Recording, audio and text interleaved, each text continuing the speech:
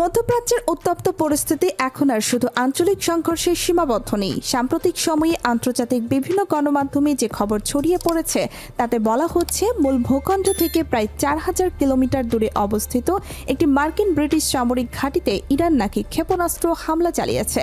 এই ধরনের খবর যত দ্রুত ছড়াচ্ছে ততই বিশ্ব রাজনীতিতে তৈরি হচ্ছে নতুন উদ্বেগ, নতুন সন্দেহ এবং নতুন কূটনৈতিক চাপ। এই ঘটনার পর থেকে বিশ্বজুড়ে শুরু হয়েছে নতুন এক আলোচনা। ইরান কি তাহলে ধীরে ধীরে প্রবেশ করছে আন্তঃমহাদেশীয় ব্যালিস্টিক ক্ষেপণাস্ত্র বা আইসিবিএম যুগে?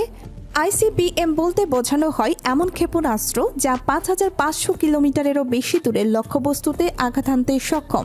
এই প্রযুক্তি সাধারণত বিশ্বের সবচেয়ে শক্তিশালী সামরিক শক্তিধর দেশগুলোর হাতেই সীমাবদ্ধ, কারণ এটি শুধু প্রযুক্তিগত সক্ষমতা নয় বরং কৌশলগত ভারসাম্যের প্রতীক হিসাবেও বিবেচিত হয়।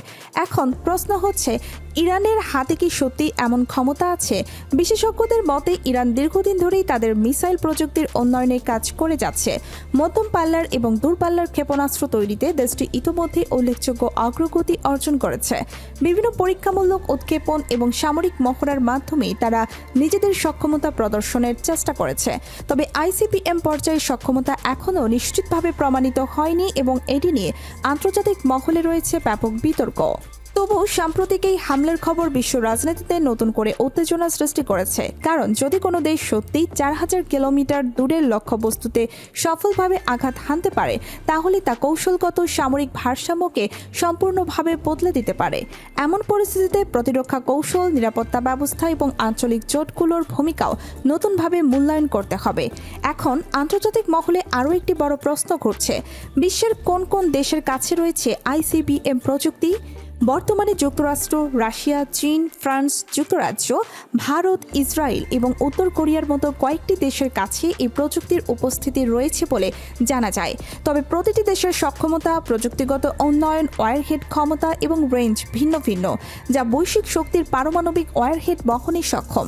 অর্থাৎ একটিমাত্র মিসাইলই একটি সম্পূর্ণ শহর ধ্বংস করার মতো ক্ষমতা রাখে। এর গতি, উচ্চতা, দীর্ঘ পাল্লা এবং আঘাতের নির্ভুলতা এটিকে বিশ্বের সবচেয়ে ভয়ঙ্কর অস্ত্রগুলোর একটি বানিয়েছে। এটি শুধু যুদ্ধক্ষেত্র নয় বরং রাজনৈতিক সিদ্ধান্ত, কূটনৈতিক চাপ এবং আন্তর্জাতিক নিরাপত্তা কৌশলকেও প্রভাবিত করে। বিশেষজ্ঞরা বলছেন, যদি ইরান বা অন্য কোনো নতুন দেশ সত্যি আইসিবিএম প্রযুক্তিতে প্রবেশ করে তাহলে মধ্যপ্রাচ্যের নিরাপত্তা পরিস্থিতি সম্পূর্ণ বদলে যেতে পারে। শুরু হতে পারে নতুন এক অস্ত্র প্রতিযোগিতা যা বিশ্বকে আরও অস্থিতিশীল করে তুলবে। একই সাথে বড় শক্তিগুলোর মধ্যে সরাসরি বা পরোক্ষ সংঘর্ষের ঝুঁকিও বেড়ে যেতে পারে, যা গোটা বিশ্ব ব্যবস্থাকে চ্যালেঞ্জের মুখে ফেলবে। তবে অনেক বিশ্লেষক আবার এটিকে কৌশলগত তথ্যযুদ্ধ বা রাজনৈতিক চাপ সৃষ্টির অংশ বলেও মনে করছেন, কারণ আধুনিক যুগে অনেক সময় বাস্তব সামরিক শক্তির পাশাপাশি তথ্য প্রচারণা এবং মনস্তাত্ত্বিক কৌশলও বড় ভূমিকা রাখে। ফলে প্রতিটি খবরকে যাচাই বাছাই ছাড়া গ্রহণ করা উচিত নয়, কারণ ভুল তথ্য বৈশ্বিক উত্তেজনা বাড়াতে পারে। সব মিলিয়ে প্রশ্ন একটাই, এটা কি সত্যিই সত্যিকারের সামরিক অগ্রগতি নাকি বিশ্ব রাজনীতির নতুন এক উত্তেজনা তৈরির খেলা? সময়ই দেবে এর উত্তর, আর সেই উত্তরই নির্ধারণ করবে আগামী দিনের বৈশ্বিক নিরাপত্তার গতিপথ। আপনার মতামত আমাদের জন্য গুরুত্বপূর্ণ। আপনি কি মনে করেন এই পরিস্থিতি নিয়ে? ভিডিওটি লাইক করুন, আপনার মতামত কমেন্টে লিখুন এবং চ্যানেলটি সাবস্ক্রাইব করতে ভুলবেন না।